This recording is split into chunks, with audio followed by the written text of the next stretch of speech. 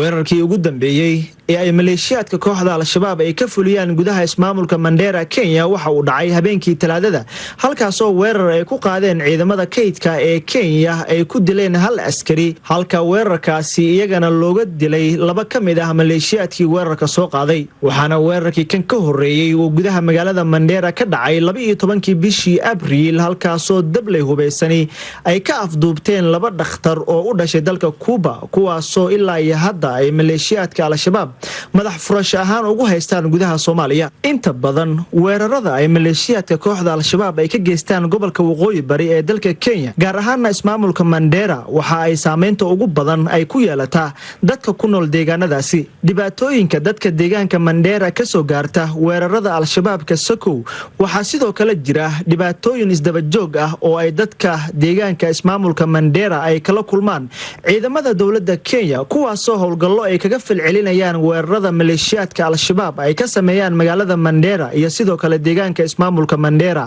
Ali Ibrahim Roba gudoomiyaha ismaamulka Mandera oo shalay ka hadlayay munaasabadii ciida ayaa ciidamada ammaanka ee dawladda Kenya ku eedeeyay inay dhibaatooyin kala duwan ay dadka deegaanka u geystaan marka ay dhacaan weerarada ama qaraxyada ee maleeshiyaadka kooxda al-shabaab ay ka geystaan gobolka kuwii